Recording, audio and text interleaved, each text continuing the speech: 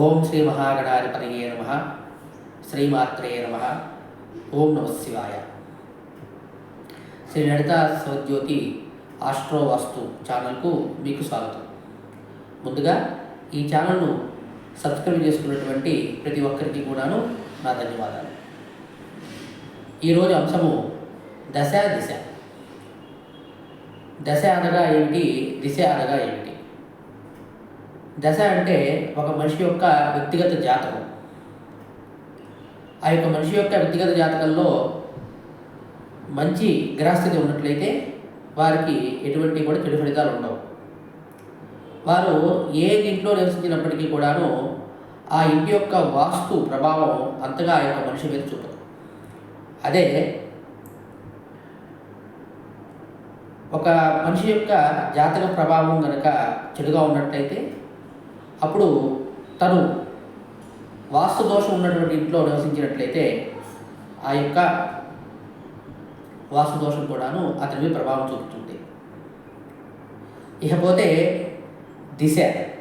దిశ అంటే వాస్తు.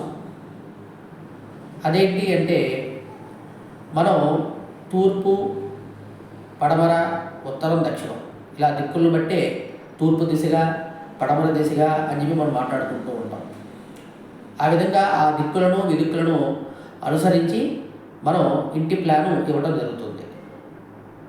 ఆ ఇంటి వాస్తురీత్యా ఆ ఇంటి సింహద్వార నిర్ణయం, అలాగే గదులు, అలాగే ఉన్నటువంటి ద్వారాలు, అలాగే కిటికీలు అన్నిటి యొక్క వాటి స్థానాలను బట్టి కూడాను అన్నీ కూడా నియమితం అవుతాయి. అయితే ఇప్పుడు ఈ దిశ అంటే ఈ వాస్తు ఇల్లు సరిగ్గా లేకపోయినట్లయితే ఆ ఇంట్లో నివసించే వారికి ఆ యొక్క చెడు ఫలితం అంతా కూడాను వర్తిస్తుంది. ఒకవేళ ఆ ఇంట్లో నివసిస్తున్న వారికి దశ బాగుంటే, అంటే జాతక ఫలితం కనుక బాగున్నట్లయితే ఆ యొక్క తీవ్రత కొంచెం తగ్గుతుంది. అదే ఆ నివసించే వారిలో ఎవరైనా కానీ గ్రహస్థితి బాగోపోయినట్లయితే ఆ యొక్క వాస్తు ప్రభావం కూడాను చాలా అధికంగా ఉంటుంది.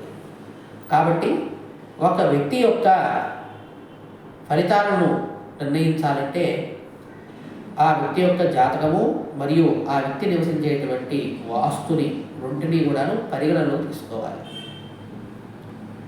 అప్పుడు మాత్రమే మనం కరెక్షన్ చేయాలి. అప్పుడే మంచి ఫలితాలు పొందుతాం మనం. కాబట్టి ఇల్లు వాస్తుపరంగా కట్టుకోగానే కోట్లు వచ్చేస్తాయి, ఐశ్వర్యం వచ్చేస్తుంది అనేటువంటి అపనమ్మకాలు పనికిరాదు. ముందుగా వ్యక్తిగత జాతకం బాగుంటేనే ఏ యోగాలైనా వస్తాయి. మీకు వ్యక్తిగత జాతకంలో గృహయోగం ఉంటే గృహం కట్టుకుంటారు, వాహన యోగం ఉంటే వాహనం కట్టుకుంటారు. అలాగే వాటి యోగాలను బట్టి ఆ సమయానికి మీకు అవన్నీ కూడా లభిస్తూ ఉంటాయి. కాబట్టి జాతక పరిశీలన చేయించుకోవాలి. అలాగే ఇంటి వాస్తు కూడా సరి చేయించుకోవాలి. ఈ విధంగా దశ దిశ రెండు కూడాను ఒక మనిషికి చాలా ముఖ్యం.